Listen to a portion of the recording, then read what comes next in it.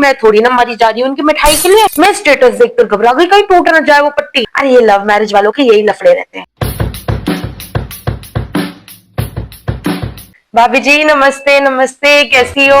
अरे बैठी रहो, मैं इधर बैठ जाऊंगी। क्यों परेशान हो रही हो? ना मैंने कहा इधर आई हूँ तो भाभी जी से मिलकर ही चलूं। हाँ सब भला चंगा है, आप बताओ। अरे कहाँ भागा दौड़ी में समय कहाँ मिल रहा था ना।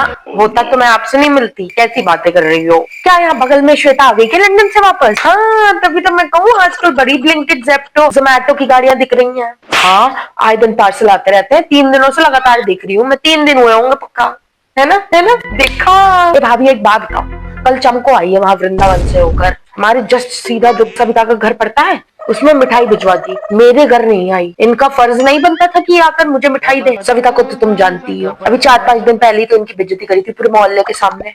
बड़ा बुरा लगा भाभी जी, मेरे को बड़ा बुरा लगा ये चीज। ना भाभी जी मैं क्यों बोलने जाऊँ, मैं थोड़ी ना मरी जा रही हूँ उनकी मिठाई के लिए। मैं तो कह रही थी अगर तुम हमारे घर के सामने आई थी तो तुम 4 कदम चल के हमारे यहाँ भी तो आ सकती थी। अरे कहाँ भाभी जी, चाय वाय रहने दो, बैठो आराम से, बात करने आई हूँ आपसे, चाय पीने थोड़ी ना आई हूँ। चलो इतना कह रही हो तो बना ही दो, ज्यादा मत बनाना, पूरी थोड़ी ही देना, ठंड का मौसम है ना। अरे आपके हाथ के गरम गरम पकौड़े और जाते हैं। हाँ बना लो, मैं करवाऊँ कुछ? लो आलू कटवाई, लो लो। अच्छा बिटिया नहीं दिख रही, कहाँ है? अच्छा बाजार गई है। अच्छा क्या बता कर नहीं गई क्या? हाँ आजकल के बच्चे अपनी मस्ती में रहते हैं। और तुमने शोभा की बहू के स्टेटस देखे? एक कल मैंने उसका ब्लाउज देखा, अरे पीछे से था ही नहीं, इतनी सी पट्टी। मैं स्टेटस देखकर घबरा गई कहीं टूट न जाए वो पट्टी। समझ आ गया वेस्टर्न कल्चर वाली है, मॉडर्न है थोड़ी। देखो पर इतना भी नहीं अच्छा लगता क्योंकि है तो बहू ही ना।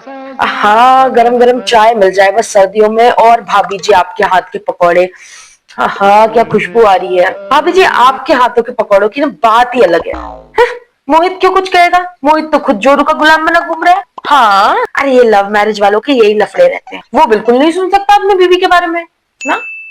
अब भैया हम क्यों कुछ बोले जब उसकी सास को कोई दिक्कत नहीं है, हम क्यों पचड़े में पड़े? चल रहा है चलने दो।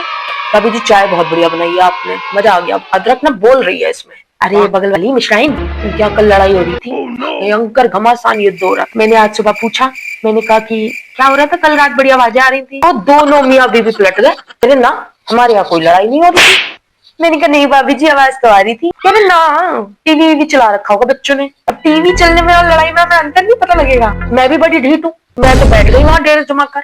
मैंने कभी तो बताएगी ना बोली।